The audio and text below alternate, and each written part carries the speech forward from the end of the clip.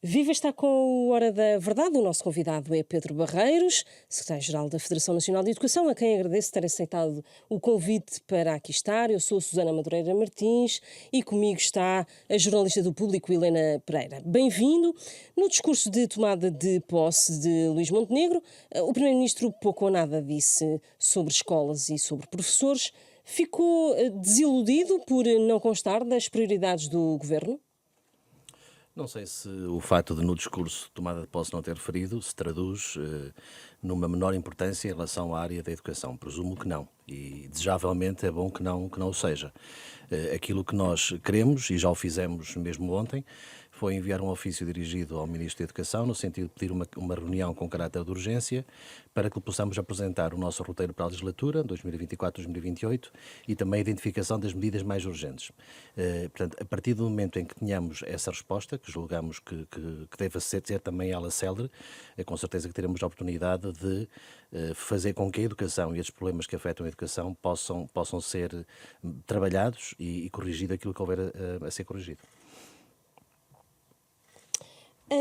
As preocupações que ouviu na intervenção do Primeiro-Ministro sobre corrupção e sobre justiça são um sinal de que as prioridades dos governos mantêm-se sempre as mesmas e que são as erradas?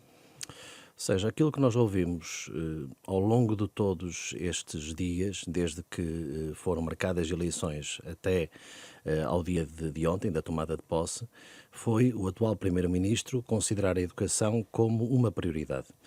Anunciou ainda antes da apresentação de candidatura e ao longo do processo da campanha eleitoral. Não temos nada que nos faça duvidar de que para ele e para este governo a educação, à semelhança também daquilo que ainda hoje ouvi relacionado com a saúde e a urgência de resolver também esses problemas, seja uma das prioridades. Agora, nós também fazemos a nossa leitura. E aquilo que eu, ao longo da viagem para aqui hoje, mais ouvi foi um número: 60 dias, 60 dias, 60 dias. E isto não está certamente desfasado daquilo que são as eleições europeias marcadas para o dia 9 de junho. Estando nós no início de abril, coincidentemente esses 60 dias coincidem com as eleições europeias. E parece-me que aquilo que nós estamos neste momento a assistir, mas é uma conclusão minha, é que o processo, digamos que as eleições europeias já estão muito presentes na cabeça, quer do governo, quer dos diversos partidos que são candidatos, e muito daquilo que é a política que neste momento se está a fazer tem como objetivo o resultado eleitoral do dia 9 de junho. E que leitura é que faz disso?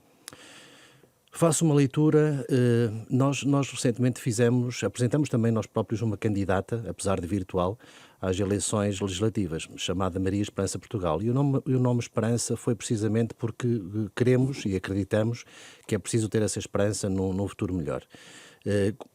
Infelizmente, aquilo que me parece é que essa esperança, a cada dia que passa, vai sendo diminuída por parte daqueles que nos governam, não só governos, mas também os partidos da oposição, porque dá a sensação que estão mais preocupados com os seus próprios interesses, os interesses partidários, e menos com aquilo que são os interesses do Com país. resultados eleitorais? Ou seja, neste momento, aquilo que nós vamos observando, até porque disso depende a continuidade de muitos dos atuais políticos e da dimensão dos partidos, é precisamente que no dia 9 de junho as contas estão a ser feitas no sentido de poder ver quais são os passos que poderão ser dados. Fala-se muito que este governo terá uma duração muito curta. É importante também percebermos e conhecermos a história. Eu ontem, no trabalho de casa que fiz, verifiquei que, e indo só desde 2015 até agora, nós tivemos, salvo erro, 12 governos. Dá uma média, uma duração de cada governo de cerca de 2 anos e 4 meses. Ou seja, 12 governos, com uma média de 2 anos e 4 meses, parece-me que é bem revelador daquilo que é a forma como os partidos se comportam ao longo de todo este tempo. É preocupante, e isso se retira-nos a esperança, verificar que não há uma continuidade de políticas e há sempre um recomeçar. este recomeçar fazendo com que, ou sendo visto que aquilo que o anterior fez foi mal feito, estamos sistematicamente a partir do ponto zero, do ponto de partida. As mudanças que nós precisamos na área concreta e específica da educação, porque é uma área onde as mudanças só se podem constatar passados por vezes uma década ou mais, é também um fator de preocupação, porque nós precisamos de estabilidade para que os alunos, quando entram no sistema educativo, saibam qual é aquilo que saibam e conheçam aquilo que vão encontrar e tenham uma rota, tenham um rumo bem definido para que possam agir e trabalhar de acordo com aquilo que é o necessário. Mas vamos ao descongelamento do tempo de serviço dos professores, que tem sido uma promessa eleitoral da AD que esteve sempre muito presente. Espera que nestes 60 dias o Governo avance com algum descongelamento ou não? Faremos tudo o que estiver ao nosso alcance para que o Governo avance. Eu tinha pessoalmente algum receio em relação ao Orçamento do Estado e à capacidade para, já em 2024, se poder avançar com a primeira tranche da recuperação desse tempo de serviço. O Partido Social Democrata, numa fase inicial, e depois a AD, na sua candidatura, apresentou uma proposta de recuperar 20% ao ano durante 5 anos. Por uma questão de princípio, eu não considero adequado uma recuperação do tempo que faça incidir uma percentagem desse tempo num próximo ou num futuro governo, partindo do pressuposto que este terá uma duração normal de 4 anos ou 4 anos e meio. Portanto, deveria ser um governo a assumir, na sua legislatura, a recuperação total do tempo de serviço. Quando verificamos o excedente orçamental ou que as condições financeiras poderão fazer com que essa recuperação aconteça já em 2024, é evidente que dá algum alento. Mas, havendo essa possibilidade, nós também gostaríamos de, depois em sede negocial, apresentar as nossas próprias propostas, porque consideramos que esta divisão percentual dos 20% ao longo de 5 anos não é a mais adequada. Ou seja, a urgência faz com que uma primeira tranche deva ter um valor superior aos 20%. E também que seja considerado o facto de muitos professores que neste momento já estão no topo da carreira, no 10º escalão, e outros que inclusivamente já se aposentaram, mas que tiveram a totalidade do tempo congelado, possam ter alguma medida compensatória também que preveja esse tempo de serviço congelado e ainda não recuperado. Superior em quanto? Não percebi. Uma percentagem superior aos 20%? Para quanto? Em sede negocial, ou seja, temos que perceber qual a capacidade orçamental. Nós sempre tivemos a responsabilidade de dizer que não queríamos que esta nossa reivindicação pudesse colocar em causa as contas públicas. É evidente que não temos interesse em recuperar agora 50% e depois temos uma situação económica onde não se recupera mais nada. Portanto, temos que ser responsáveis e ter usabilidade naquilo que é o valor. Agora, em 2024, se já for possível recuperar 30%, 20% ou outros 30% no segundo ano e o restante até ao final da legislatura seria o ideal. Em 3 momentos, portanto, em 3 anos. Podem ser em 4 momentos, 2004 a 2008, correspondendo ao período da legislatura. Tanto no discurso de tomada de posse como hoje já na primeira conferência de imprensa do novo governo, hoje o Ministro da Presidência e ontem o Primeiro-Ministro diziam que atenção que os cofres, a ideia que os cofres estão cheios é perigosa e no fundo, introduzir aqui alguma cautela. Acha que isto significa que algumas promessas eleitorais da AD podem ser mais lentas do que estava previsto? Como é que viu esta ideia? O próprio Presidente da República diz que não se devia ter muitas expectativas e esperar coisas espetaculares. Eu dividiria isso em 3 aspectos ou momentos. Primeiro, infelizmente, nós, a população, o povo, estamos habituados ao incumprimento de promessas, ou seja, não é nada de novo, sistematicamente nos são prometidas um conjunto de coisas que depois não se vêm a verificar. A nossa responsabilidade é, no ato eleitoral, fazer com que aquilo que foram promessas não cumpridas sejam castigadas e que aqueles que efetivamente as cumprem possam ter esse benefício do ponto de vista também eleitoral.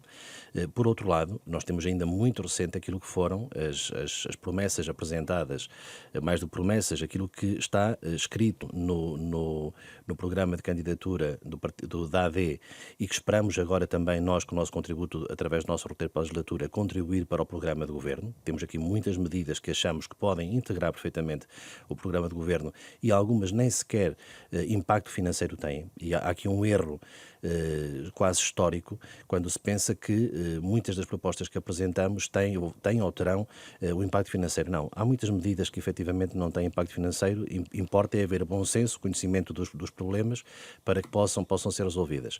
Quanto àquilo que o Sr. Presidente da República disse, no sentido de baixar expectativas em relação à capacidade orçamental, é certo e sabido que este excedente orçamental não pode ser utilizado para outros fins que não seja o combate ao déficit.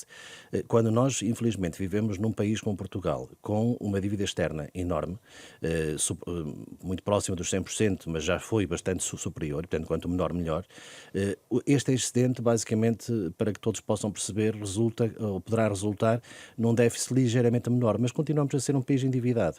Portanto, é preciso que tenhamos recursos, é preciso que tenhamos também a capacidade de produção para que não tenhamos cronicamente este problema de falta de recursos, e aqui a educação terá um papel essencial na formação de jovens qualificados para o mercado de trabalho. Quais são as prioridades neste documento, o roteiro para a legislatura que vai entregar? O documento é extenso, mas nas medidas e na última parte que nós apresentamos neste documento, nós identificamos quatro grandes áreas, uma relacionada com o sistema educativo, ou seja, medidas que não dizem concretamente aos professores ou ao pessoal de apoio educativo, mas ao sistema em si, outra muito específica relacionada com problemas da profissão docente, também sobre o ensino superior e ciência, sobre o ensino português no estrangeiro e sobre o pessoal de apoio educativo, que é um grupo de profissionais nas escolas que não é referido tantas vezes, mas que merece uma atenção também muito especial, porque são eles que muitas vezes suportam aquilo que é o funcionamento adequado das escolas. A recuperação do tempo integral dos professores também consta do roteiro. É uma das medidas que nós apresentamos neste roteiro, mas para além da questão da recuperação do tempo, porque efetivamente há um foco muito grande nesta matéria.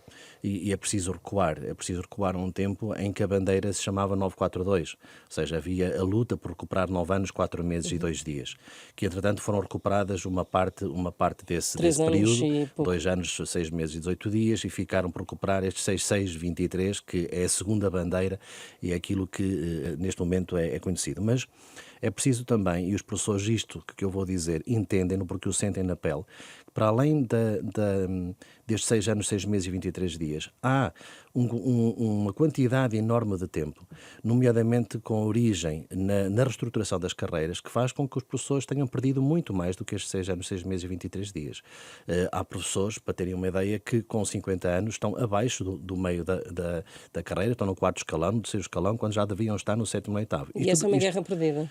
Não, nós nunca assumimos a derrota, ou seja, para muitos a recuperação deste tempo era uma guerra perdida. Convém recordar que há 2 meses atrás aquilo que nós ouvíamos do Governo é que a recuperação do tempo era impossível, não havia condições financeiras para o fazer. Um passe de mágica que se traduz numas eleições legislativas fez com que quase todos os partidos, com exceção de um ou outro, assumisse isto como uma bandeira eleitoral e como sendo possível.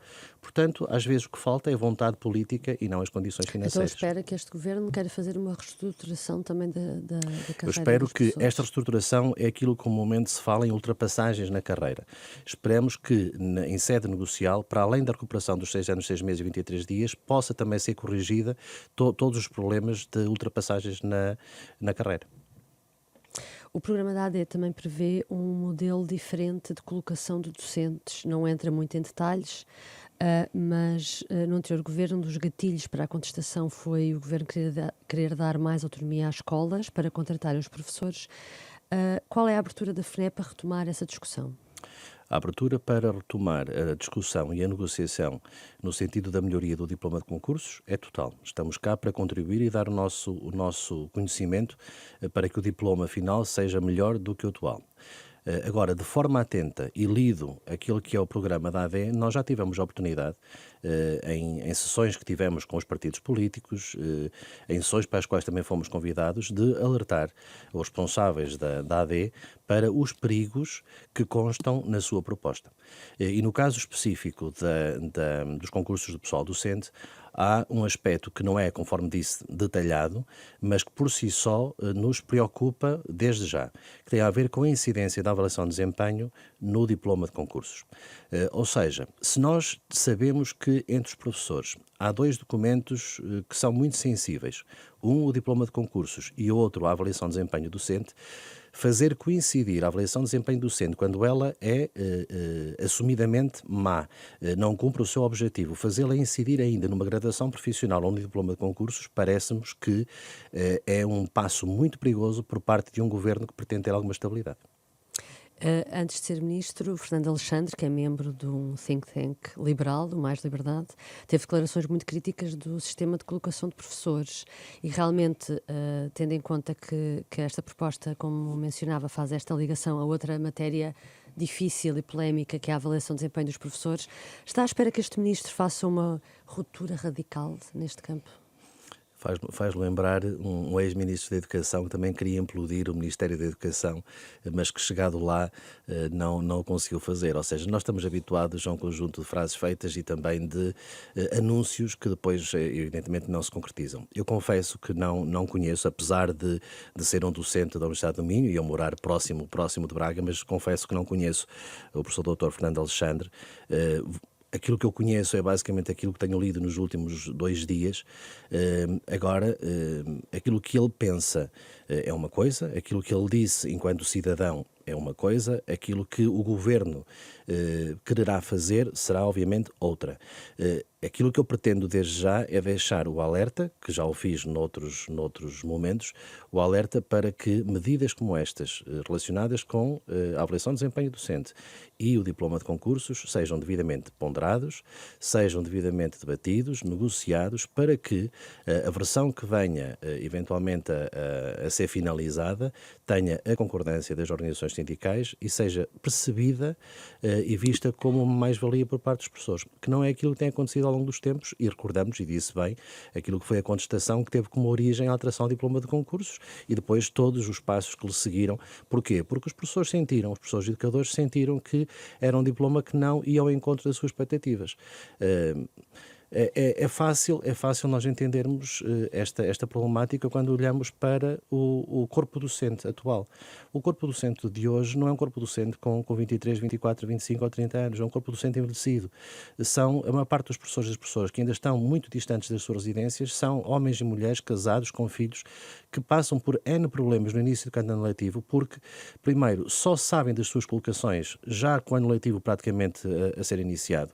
Essas colocações, geralmente, destes colegas contratados, são em zonas onde o arrendamento, por exemplo, é de um valor muito elevado e onde, inclusivamente, para encontrarem um jardim de infância ou uma escola para os seus filhos, têm enormes dificuldades. Ou seja, é uma transposição de uma vida de um lado para o outro sem que haja qualquer tipo de apoio. Ou seja, quando falamos em diploma de concurso, temos que pensar de forma mais abrangente para que tudo isto possa coincidir no sentido de que as pessoas se manifestem interessadas em concorrer para zonas onde efetivamente há falta de professores. E sobre isso, também no programa da AD, há um aspecto para o qual eu já questionei e também não me souberam dar uma resposta. Porque no programa da AD aparecem também incentivos à fixação dos professores, à mobilidade dos professores e referem que deslocações superiores a 70 km podem ser motivo de apoio em sede de IRS. Quando se quantifica, é preciso nós termos uma resposta para isso. E a minha pergunta é: porquê 70? E não 80, ou 60, ou 30. Ou seja, o que é que justifica esses 70? Não quer dizer que à partida eu esteja, ou a FNES esteja contra os 70. Agora, importa perceber o porquê desses 70. Qual é o critério? Porque já sabemos, e tivemos essa experiência muito recentemente com o diploma da mobilidade por doença, onde foram definidos raios de 25 e de 50 km, e agora, sendo definido esta distância de 70 km, e o professor que fica a 69. Já não tem direito a nenhum apoio. E viajar ou deslocar-nos em zonas do litoral litoral onde há vias que os 70 basicamente quase são feitos em linha reta e no interior onde 70 por vezes se traduz no dobro do tempo. Ou seja, é preciso termos bem a noção de tudo aquilo que isto implica. E o receio que nós temos, mas também daí no ofício que enviamos ontem ao Sr. Ministro da Educação, manifestámos a nossa disponibilidade, importa que o Ministério da Educação seja conhecedor da realidade. Os think tanks e os grupos que se vão criando são muito interessantes para discutir, para analisar, para ver diversas propostas, mas é preciso depois ouvir também quem sente na pele estas questões. E para isso também muito dependerá, e estamos com alguma expectativa, vimos que será anunciado na sexta-feira o Secretário de Estado para a Educação, esperamos que o Secretário de Estado para a Educação, que será quem na prática quase que tutelará a área da educação, e presumimos que depois haverá um outro também para o ensino superior ou para a ciência e a investigação, mas que seja alguém bem conhecedor daquilo que é a Porque realidade. acha que a FNE reagiu com surpresa ao nome do ministro. Está a dizer que está a falar do secretário de Estado porque acha que Fernando Alexandre não conhece bem a realidade Como disse há pouco, da educação. eu pouco conheço de Fernando Alexandre. Aquilo que me foi dado a perceber e aquilo que eu li, ou seja, a sua vida profissional, de investigação, nunca esteve relacionada com a área da educação em concreto, ou seja, com estes problemas do ensino básico, secundário. Agora, acreditamos que alguém com o seu currículo, com a sua capacidade, se possa rapidamente aperceber daquilo que está em causa. É um político, não tem que saber obviamente tudo, tem que estar muito bem munido e rodeado de pessoas, de especialistas que sabem dessa matéria. E aí o papel do Secretário de Estado será essencial para que se possam acelerar processos, porque há muitas questões que merecem de uma resolução urgente e para a qual só certamente, sendo conhecedores dos problemas, é que poderemos encontrar essas soluções. O facto de Fernando Alexandre ser um independente e sem peso político, pelo menos de momento, e autonomia para decidir, acha que estará sempre dependente do Ministro das Finanças e do próprio Primeiro-Ministro e que não terá autonomia para decidir? Ou é preciso dar-lhe tempo? Não, tempo é coisa que nós não temos. Nem o Fernando Alexandre, nem o Pedro Barreiros, nenhum de nós tem muito tempo. Ou seja, a vida que temos e as condições de vida que temos e a velocidade a que se vive hoje não nos dá muito tempo. Temos que ser rápidos porque o tempo passa por nós e, portanto, nós não podemos desperdiçar. Há uma legislatura de 4 anos e estes 4 anos certamente passarão muito rápido, mas para se fazer a diferença e se melhorar é preciso começar a agir desde já. Aquilo que refere em relação, e tenho que fazer obviamente uma analogia aos tempos mais recentes, a dependência do Ministro das Finanças está sempre em cima da mesa. É inequívoco que o Primeiro-Ministro e o Ministro das Finanças têm sempre um papel decisivo, mas não seja, podemos recuar no tempo e perceber que aquilo que hoje, e poderia ser hoje, o Primeiro-Ministro Pedro Nuno Santos, aquilo que o ex-Ministro da Educação João Costa dizem hoje em relação à justiça da recuperação do tempo de serviço, há 2 meses, 3 meses, 4 meses atrás, diziam o seu contrário.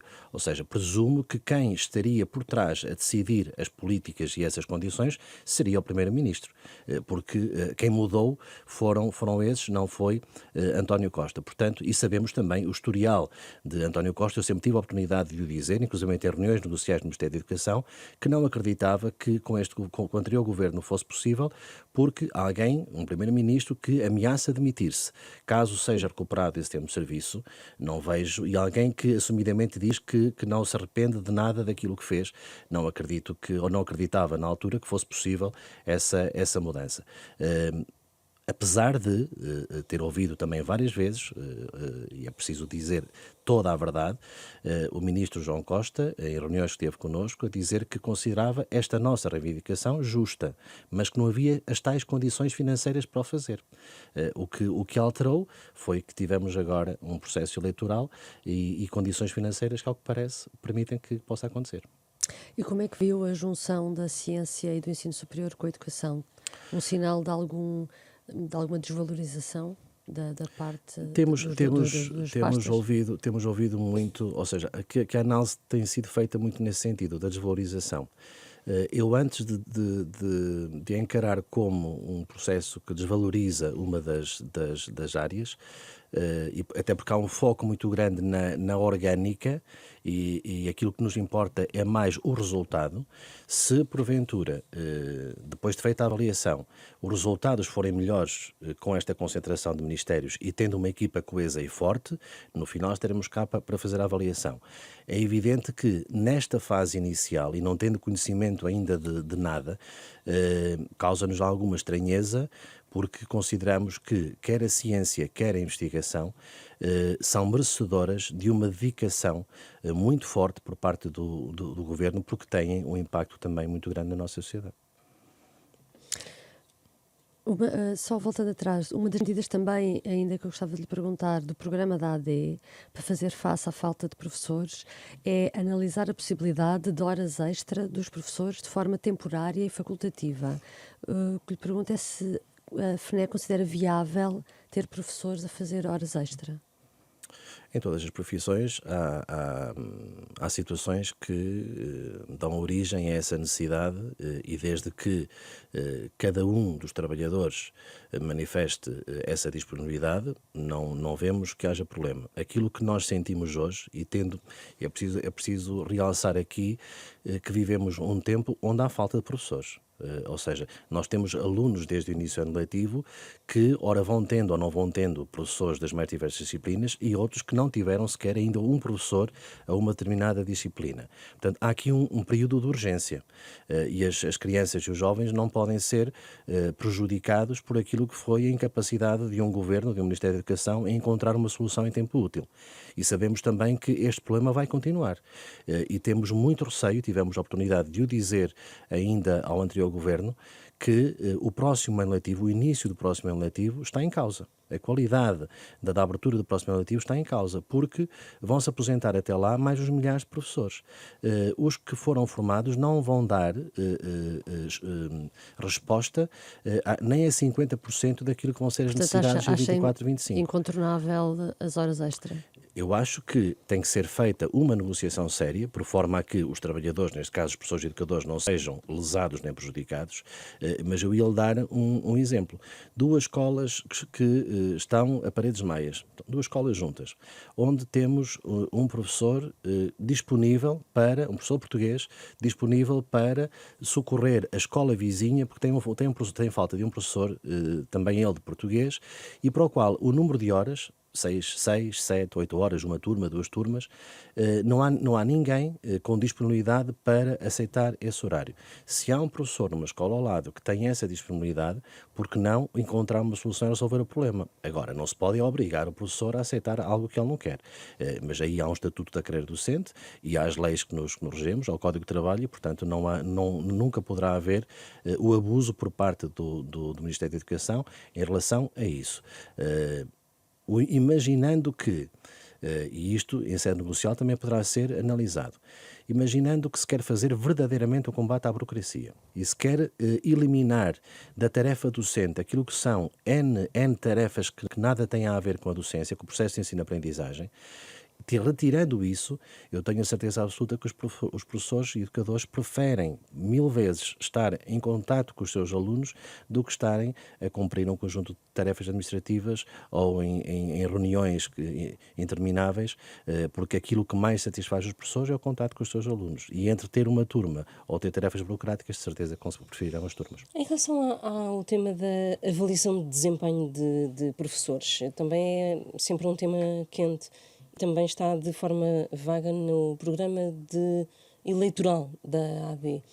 Como é que este tema pode ser abordado e que propostas é que a FNE tem para levar às negociações? A avaliação de desempenho docente perdeu-se o seu principal atrativo quando se não valoriza aquilo que é uma avaliação daquilo que é o ponto de vista formativo e de melhoria das práticas. Eu pretendo ser avaliado e pretendo inclusivamente que alguém, entre pares, outros, possam dizer, olha, eventualmente em vez de fazer desta forma eu faria de outra. E isto é avaliado, tem que ser avaliado e tem como objetivo essa melhoria das práticas. A avaliação de desempenho docente que nós temos hoje e que já se arrasta há muito tempo, é uma avaliação meramente punitiva que pretende fazer com que os professores não possam progredir. Daí a existência e a associação desta avaliação de desempenho docente a vagas e a cotas e a travões no desenvolvimento da carreira, nomeadamente no acesso ao 5º ou 7º escalão, que façam com que um contingente muito grande de professores não pudesse progredir. Isto somado ao congelamento das carreiras deu origem aos tais problemas de termos professores com 50 e 55 anos que estão ainda a meio da carreira, devido às cotas, devido às vagas e também devido ao congelamento do tempo de serviço. Se a avaliação de desempenho for uma avaliação de desempenho que vise melhorar as práticas, é um bom caminho. Dissociá-la daquilo que é a progressão na carreira seria o adequado. Ou seja, a avaliação de desempenho docente não devia estar ligada àquilo que é o desenvolvimento profissional, mas sim naquilo que é a componente formativa dos professores e da melhoria de práticas. Mas não seria estranho estar ligado à evolução na carreira? Seria assim, é assim que funciona nas outras carreiras, nas outras profissões? Eu não vou comparar... Senão para que é que serve? Lá está. É que a ideia presente é precisamente essa. A avaliação tem com um objetivo. E o objetivo qual é? É fazer com que tenha um impacto naquilo que é a progressão. É importante nós termos a noção... É reconhecer a quem faz o melhor trabalho? O reconhecimento do mérito também ele é muito subjetivo. Porque quando nós estamos entre pares e com uma carreira única e com acessos iguais para todos, comparar uma escola com a escola ao lado, quando tem realidades completamente diferentes, quer do ponto de vista do corpo docente. Um exemplo, o acesso ao 5º ou 7º escalão. De acordo com o universo daquele grupo disciplinar, eu posso continuar a ser um excelente professor, mas porque estou naquela escola onde o universo não me dá resposta, eu não beneficio em nada por ser um excelente professor. Um colega que está na escola ao lado, eventualmente não sendo tão bom, e aqui o eventualmente é porque também os critérios da própria avaliação não são transparentes, não são objetivos, são muito subjetivos. E quando condicionados a vagas e a cotas faz com que uma ínfima parte do corpo docente tenha acesso a essa progressão, torna-se um sentimento de injustiça onde o tal mérito não é verdadeiramente reconhecido. É do ponto de vista do discurso, mas na prática esse mérito não é reconhecido, portanto... Mas, por exemplo, o concurso de professores é um concurso nacional, tem regras nacionais, portanto, a avaliação também tem que ter regras nacionais, ou então só serve as especificidades, só deveria servir para uma coisa e não para outra. A avaliação tem regras... Os sindicatos também defendem, isto para dizer que os sindicatos defendem sempre soluções nacionais.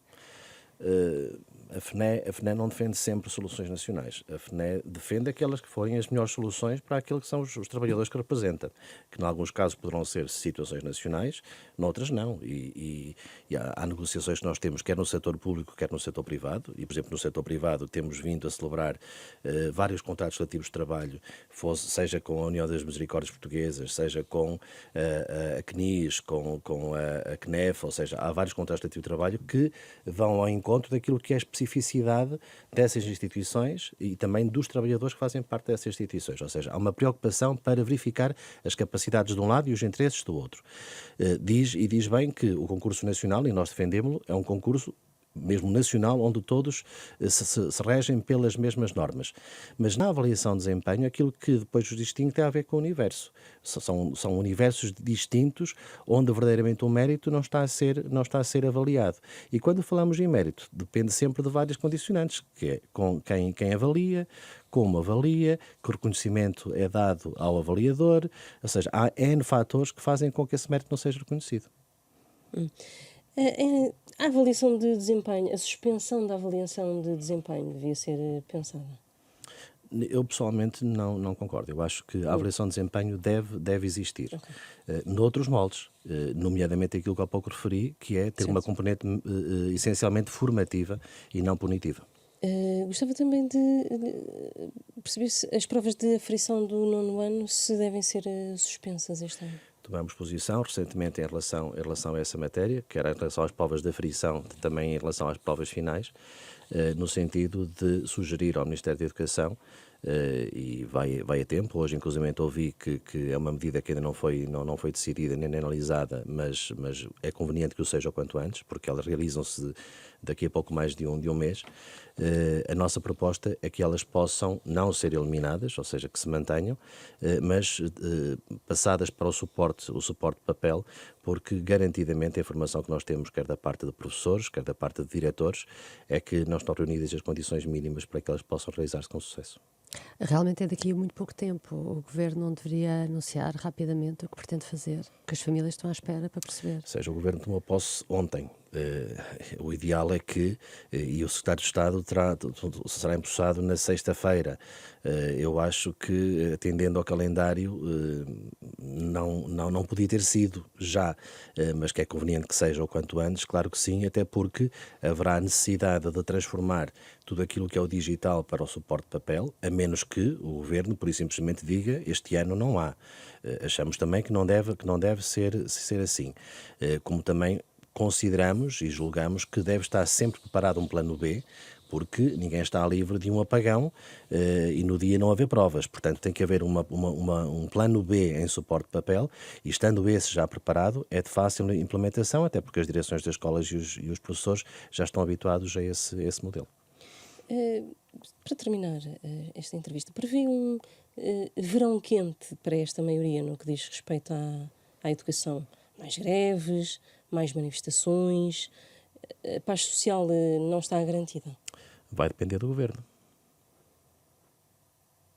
Das opções que tomar, é isso? Ou seja, da nossa parte, e desejavelmente, não queremos nem verão quente, nem inverno muito frio. Queremos que haja a capacidade de negociar e para resolver problemas. Se temos a consciência que não é possível resolver, e nós por isso mesmo apresentamos um roteiro para uma legislatura e não um roteiro para um dia ou para um mês, temos a consciência que há medidas que podem ser resolvidas rapidamente, outras que vão demorar algum tempo. Um dos exemplos que eu posso dizer que é um misto entre o resolver rapidamente e o demorar algum tempo tem a ver com algo que nós tantas vezes propusemos aos governos e que nunca tivemos resposta, resolvemos avançar com a criação do Observatório da Convivência Escolar para a violência e indisciplina nas escolas.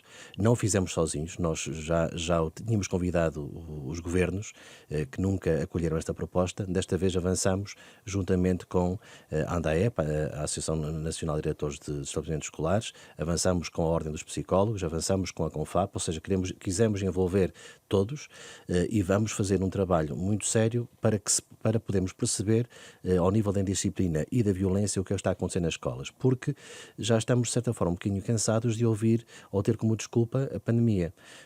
Há nitidamente um crescimento ao nível da indisciplina e na violência nas escolas que tem que ser percebido para poder ser resolvido. Vamos também dar esse passo no sentido de apoiar investigações, estudos e também lançar um portal onde quer alunos, quer pais, quer professores, educadores, pessoal de apoio educativo, possam também dar nota daquilo que vai acontecendo. Porque, ainda recentemente, ouvimos um chefe da polícia que fez um trabalho de doutoramento a dizer que, salvo erro, 48% dos casos não são do conhecimento público. Ou seja, passa-se muita coisa dentro da escola e muitas vezes dentro da sala de aula que não é do conhecimento público. Não é colocando o problema debaixo do tapete que vamos resolver. Temos que assumir primeiro que há um problema, e efetivamente há. Os professores queixam-se do aumento da indisciplina, não me referindo sequer a aspectos de violência, esses geralmente são mais conhecidos. A indisciplina tem vindo a aumentar e isto também está associado àquilo que é a autoridade, não no sentido negativo, mas à capacidade e à autonomia dos professores em fazer valer aquilo que é a forma de comportamento dentro de sala de aula e também ao rigor nos processos de avaliação. Tivemos recentemente os dados do relatório PISA, onde verificamos que, apesar de internamente termos resultados de sucesso e taxas de conclusão excelentes, quando somos avaliados por entidades externas, o resultado não é bem assim. Portanto, isso preocupa-nos e nós temos que também, a este nível, fazer um trabalho, das tais medidas que eu dizia que não têm custos financeiros, pelo menos diretos, e que é importante também resolver o mais depressa possível. Uma última questão, também relacionada com com a paz social. O Primeiro-Ministro, no discurso de tomada de posse, apelava contra as forças de bloqueio desta maioria relativa. Entende? A FNE também poderá ser uma força de bloqueio ou faz parte da solução? Nós somos uma força de desbloqueio. E seremos sempre parte da solução, pelo menos essa é a nossa disponibilidade e o nosso interesse. Dissemo-lo já ao anterior governo, ou seja, só posso agora neste momento referir-me, até porque eu sou secretário-geral da FNE há menos de um ano, vai fazer no dia 20 e picos de maio um ano. Mas já o dissemos na altura ao ministro João Costa, queríamos ser sempre parte da solução e nunca parte do problema. Mas para podermos ser parte da solução é preciso que, à semelhança daquilo que aqui estamos hoje a fazer e a conversar um bocadinho sobre estes problemas, que haja também da parte do Governo e do Ministério da Educação disponibilidade para o encontro de soluções. A partir do momento em que um dos lados da mesa é irredutível e não tem interesse nesse encontro de soluções, seja isso da parte do Governo ou das organizações sindicais, é evidente que o resultado final será sempre pior. Está assim terminado este Hora da Verdade. O nosso convidado foi Pedro Barreiros, é secretário-geral da Federação Nacional de Educação. Tivemos o apoio técnico para a gravação de som de Rui Glória e Carlos Schmidt e a gravação de vídeo a cargo de Eduardo Martins. Regressamos na próxima semana.